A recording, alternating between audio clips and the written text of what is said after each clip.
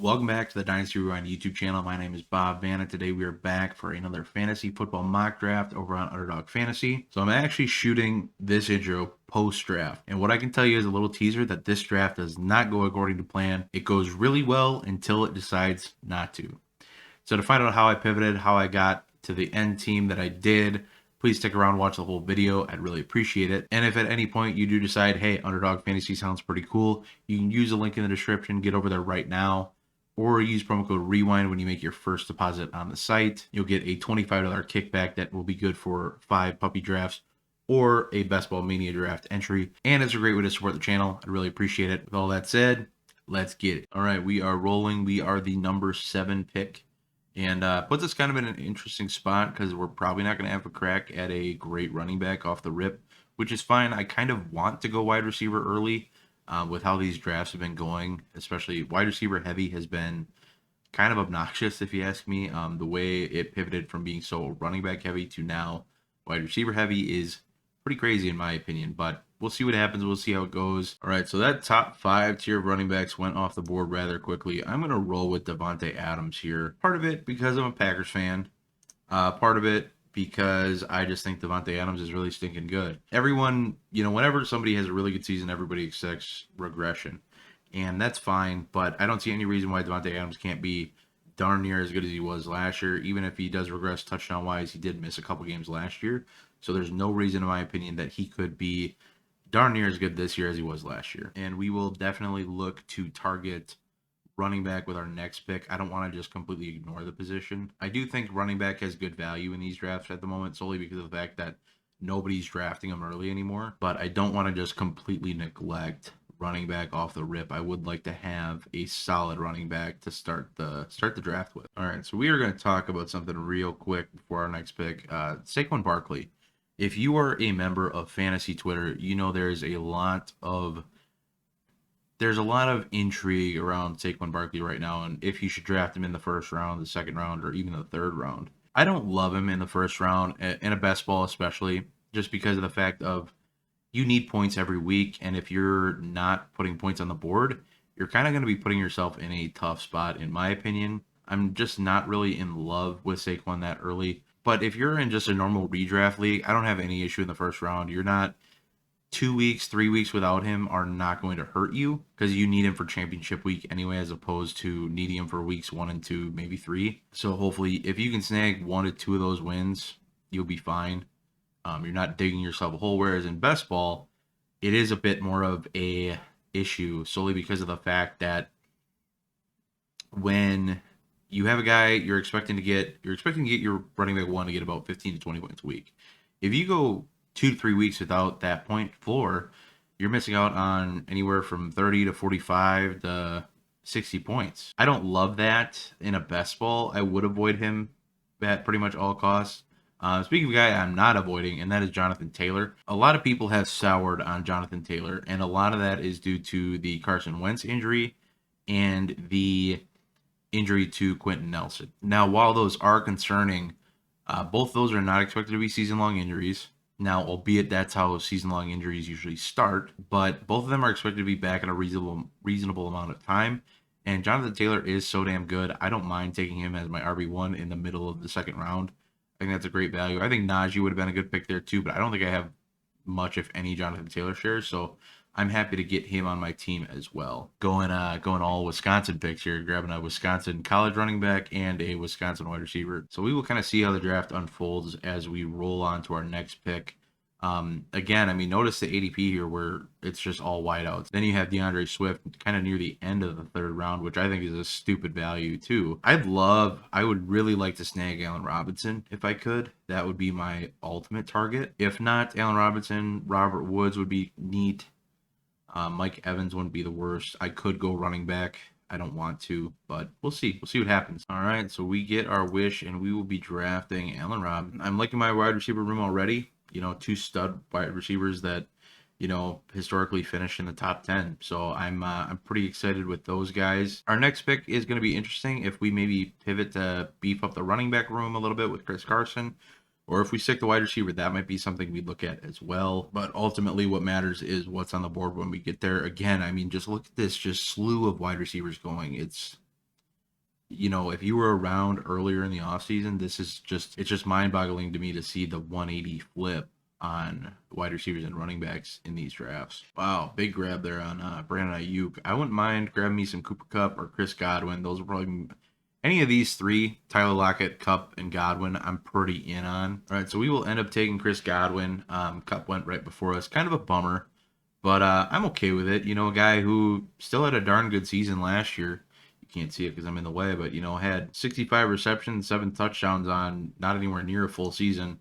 I think he played in like 13 or 14 games, but so many of those he left early due to injury, or he was just injured playing, bad leg to start the season. Then he had a hand injury that he needed a quick surgery for. Kind of bad luck to just start his rapport with Tom Brady. He got hot towards the end of the season. He was good championship week and naturally week 17. But going into this year, if he's healthy, I don't see any reason why he can't return to a top 5, top 10 wide receiver upside.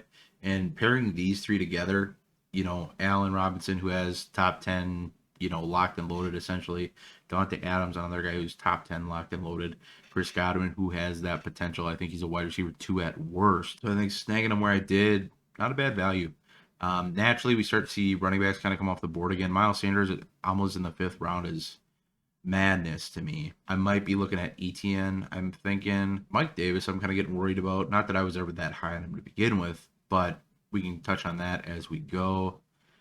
Yeah, I'm gonna be hoping I can snag ETN with this next pick, get my running back room going a little bit, and then with the next pick, probably go right back to wideout, honestly. All right, so we are back up. Finally see DJ Moore come off the board. He was getting passed over for quite some time.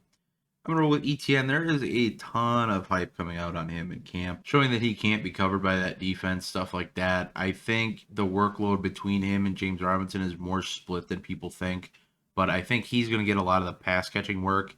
The guy is a weapon in space. A lot of people knocked him for his vision as a runner, which if a running back has vision issues, a great way to get an elite playmaker the ball in his hands is to just here throw it out to the outside, set him out in a pass set, and have him shake coverage. But we will see what's rolling around with our next pick. We got a good build going. I would like to probably attack wideout again, especially with some of the running backs here. I'm just not that thrilled about. We'll see what happens. All right, I was really hoping to snag Jerry Jeudy there. Goes right before me naturally. I'm really thinking about pivoting and going tight end with TJ Hawkinson here. But I don't know if I'm really in love with that idea, but I think it's what I'm going to do anyway. Yeah, I'm going to roll with TJ Hawkinson, get my tight end off the board. And kind of takes me out of grabbing a tight end earlier. But with the thing with Hawkinson is if he's healthy, I think he's easily a top 5 tight end, which, not that hard to do in the tight end landscape the way it is. But in the 6th round, I don't hate it. Like I said, kind of gives me some flexibility with tight end down the road. I don't love Debo. Tyler Boyd's okay. I'm not a fan of Chark. Gallup, no. I don't know why he's going this early, personally. Mike Williams, I don't see the hype. Laviska Shenault, I get it. I can maybe get him with my next pick. I doubt it. Trey Sermon, a little early for a guy who's been, getting not a lot of smoke out of camp. I think he's the best running back on the team right now, but until he gets some camp news that's more positive or anything really, it's been kind of quiet out of Niners camp. But so I didn't really love any of the other values there. So I went Hawkinson, and I'm not in love with it. Like I said, I really wish I could have snagged Jeudy there, but it is what it is. So again, I'll be looking to add on to my wide receiver room with this next pick. Maybe I look at Devonta Smith, somebody who's hurt, so I don't love that. Michael Carter getting grabbed really early. I respect it. Trey Sermon goes right after. Do got to address the running back room a little bit more as well. We are getting into some unfortunate territories here. Mike Williams goes... Not loving it. I was hoping to switch my pick to Devonta Smith, but that's all right. A little slow on the trigger. That's okay. I wanted to go Harris, but I remembered that I had a 14 bye, so I didn't want to double stack bye weeks like that. So unfortunate, but it do be like that sometimes. So Went Rodgers to get the stack. Decided I wanted another wide receiver instead. Wasn't quick enough on the trigger, and ended up getting Rodgers anyway, which is fine. I'm not too opposed to it. Like I said, getting that stack is pretty neat. But I need to address wide receiver effectively the rest of the way, and I need to get a running back or two. Maybe the best bit of advice I can give in this video is avoid Michael Thomas wherever you possibly can. The guy's been kind of MIA all offseason, with this ankle injury that he had last year that plagued him all season. The team wanted to have him do surgery on it. He decided to take a more conservative approach and not get surgery. That's why he's just now having surgery. It's not a new injury or anything like that. So now he's set to be not ready to go by the start of the season. So with the lack of communication there, somebody made a point that he's on the last year of his deal. Not a lot of guaranteed money coming in, so it might be one of those things where he's kind of holding out for a contract. So I don't want anything to do with that situation right now. So I'm in full out avoid mode of that. I'm gonna do something I don't love to do, and I'm gonna stack a bye week here. Brandon Cooks and Allen Robinson. That core of 4 is going to give me a pretty dang good upside on a weekly basis. I'm going to be looking at Ronald Jones pretty hardcore with my next pick. If he's there, there's a lot of Ronald Jones haters out there, so I'm hoping some of those are still kicking around and active. Zach Moss is somebody I'd even consider looking at. He's been getting a lot of camp hype.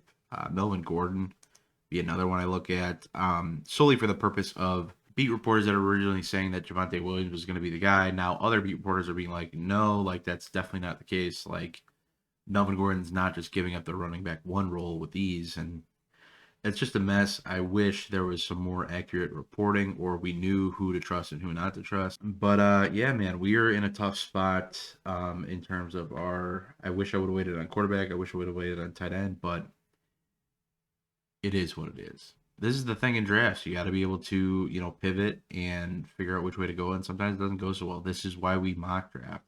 This is why we prep ourselves for the season in our home leagues.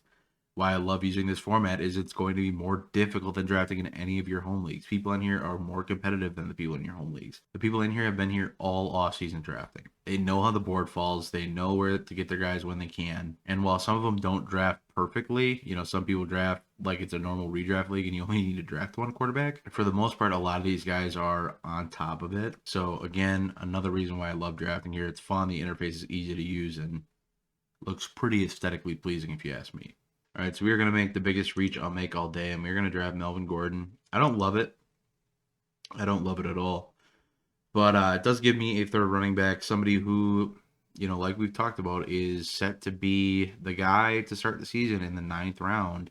You could probably do worse there, as opposed to like Jarvis Landry just does nothing for me. I would smash Darnell Mooney there if it wasn't for already having Allen Robinson. But, not a fan of Rashad Bateman. Definitely not a fan of Marquise Brown. Already dealing with more injury issues, soft tissue stuff that has been plaguing him for his entire career thus far. See Trey Lance go off the board. Not wild about it. I mean, that is extremely early for Trey Lance. Trey Lance is not... He's expected to go way lower. So that's crazy to see him fly off the board that early. I mean, I'll have to look at that. I'm curious where he's getting drafted at that point. I mean, when you look at, I'm not a fan of Jalen Hurts, but I would draft Jalen Hurts well before I drafted Trey Lance. I wouldn't draft Joe Burrow right now. A lot of issues with him in camp, just not really seeming like himself. Throws that were easy last year, not so easy this year. I draft Ryan Tannehill above him. I draft Stafford. I draft Lawrence. I'd probably draft Fields, but I get it. I get the comparison there. They're in kind of a similar boat where they're not, either of them are starting yet. I would probably draft Matt Ryan first. I would draft Tua before Lance. I'd draft Cousins before Lance. Mayfield, Fitz. I get the guy has elite upside, but until Shanahan says he is going to be the starting quarterback, the upside is not going to be what you want it to be. I'm sorry that's like a tough pill to swallow, and it is, sure, but like, just look at the situation for what it is. Don't get too high on a player. Don't reach on him just because. All right, we get to get our guy. Just a guy who is criminally underrated in every facet of his game. Pretty much does well over expectation anywhere it goes. Bobby Tunyon going in the 10th round, respect. So we see Burrow and Hurts go off the board. I just got off my tirade with them. Again, I'd rather have Tannehill. I'd rather have Matthew Stafford. Trevor Lawrence, I would take over both of them right now. The way people draft on here sometimes just kind of befuddles me a little bit. See, running back is still so kind of thin, unfortunately. J.D. McKissic will be somebody I look at in probably the next pick. Coming up here, I don't know where I want to go. I don't want Jalen Reagor, I know that much. Boy, oh boy, I was going to draft Trevor Lawrence too. Boy, oh boy, I'm in a pickle here. Let's go with Tavius Murray. Elite upside if Kamara misses any time, and upside to kind of go off any given week. So at this point, you're kind of grasping at straws at running back anyway. I could probably call that room done if I really wanted. I wouldn't love doing it because it's not that strong of a room right now. I'll maybe take a look at Matt Ryan. I'd rather do that than draft Justin Fields and then feel the need to draft another quarterback just to shore up that room in case Fields is not starting this year yet. So take Matt Ryan to be more safe, maybe. So I'm up again, and I'm thinking I'm going to draft Terrace Marshall. Now, just kidding. I'm going to draft Jacoby Myers. And I would draft Terrace Marshall. Don't want to stack a bye week with a rookie. Jacoby Myers is getting some hype out of camp. Expected to take a big leap. He's the only real tenured wide receiver.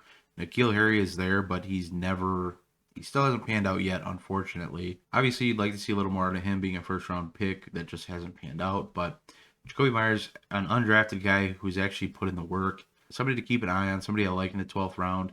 I like Terrace Marshall too, but it gives me another player to throw at a board most weeks. I'll probably draft at least one more wide receiver before I call it good.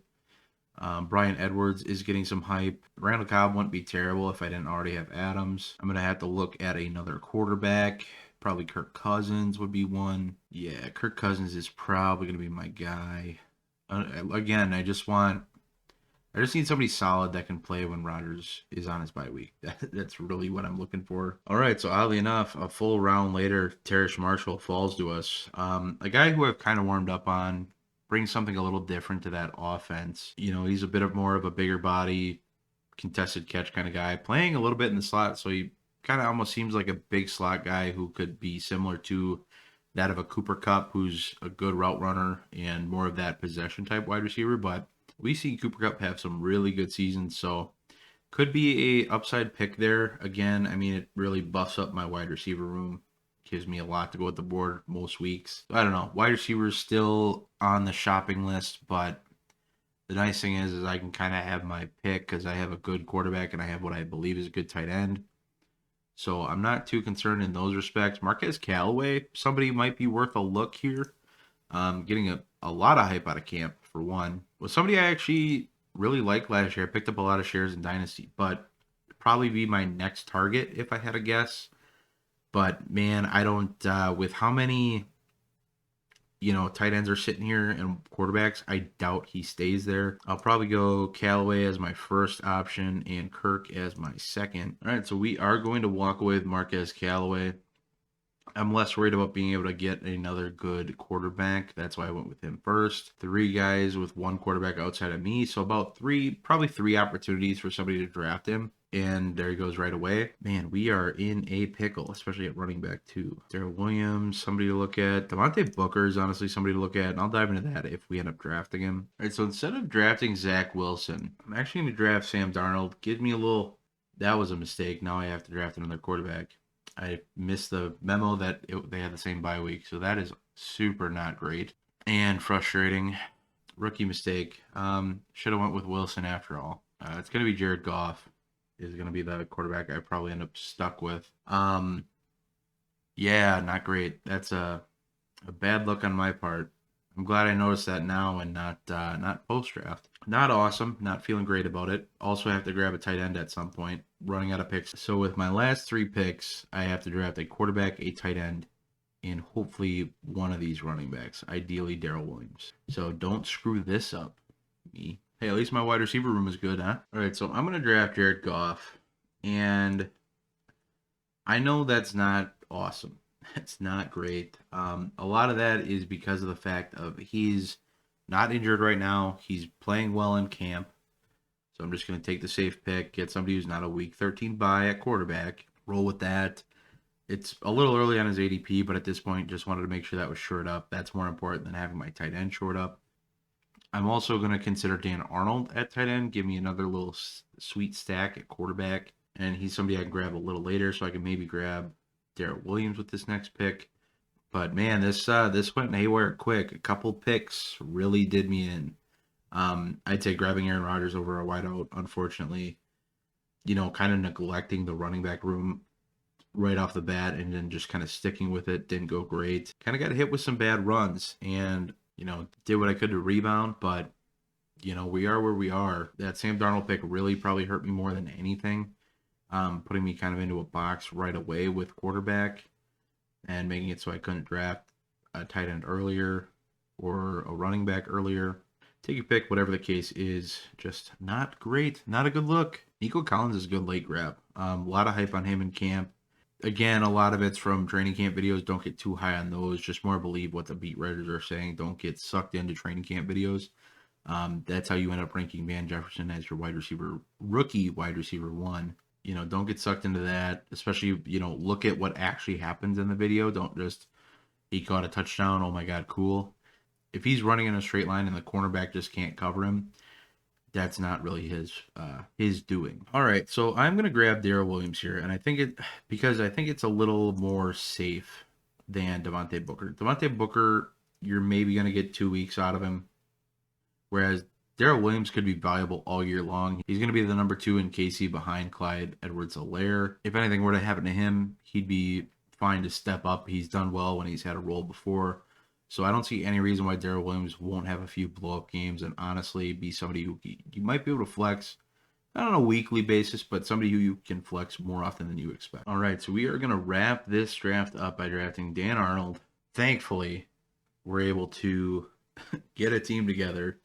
Our wide receiver room is really good, so hopefully they can hold us up during flexes, bye weeks, and all that. So quick rundown of the team. We ran with 3 quarterbacks. Not something I love to do, but Aaron Rodgers, Sam Darnold, and Jared Goff. Unfortunately, those 2 week 13 buys leaves Jared Goff all by himself that week. Running back, we got Jonathan Taylor holding it down. Travis Etienne, Melvin Gordon, hopefully getting more work than expected by the consensus. Lat Murray, he has some big games every now and then. Every year he has at least one big game, it seems. So rooting for him. And again, if anything happens to Kamara, somebody who can hold up the team pretty easily, in my opinion. Darrell Williams, same kind of deal. I think he'll actually have more of a regular role than Lat Murray will. But again, we'll see what happens. Then we got our massive wide receiver room with Devontae Adams, Allen Robinson, Chris Godwin, Brandon Cooks, Marvin Jones, Jacoby Myers, Terrace Marshall, and Marquez Callaway. And tight ends wrapping up with TJ Hawkinson and Dan Arnold. Not bad overall for how things kind of went for us. But that is it for the draft today. I know it didn't go as well as I'd hoped. I hope you were able to pick up some tips on how to pivot when you get sniped or when, the roster construction doesn't go exactly as you hoped. I hope that was valuable to you. And if you did enjoy this video, I'd appreciate it if you'd leave a like, maybe a comment down below on how you thought the draft went. What was the best pick? What was the worst pick? How would you have pivoted in situations different from how I did? On top of that, if you did enjoy, I do hope you check out these other best ball videos that I've done. I'd really appreciate that. And if you want to draft with me on Underdog Fantasy, get over there right now. You can use the link in the description or use promo code REWIND when you make your first deposit. You'll get a $25 kickback that you can use for the Best Ball Mania draft or the Puppy draft. And you'll get 5 free drafts for the puppy, or you'll get 1 Best Ball Mania draft. Thanks so much for watching. I do hope y'all have a good one. Have a great Monday. I'll see you in the next video.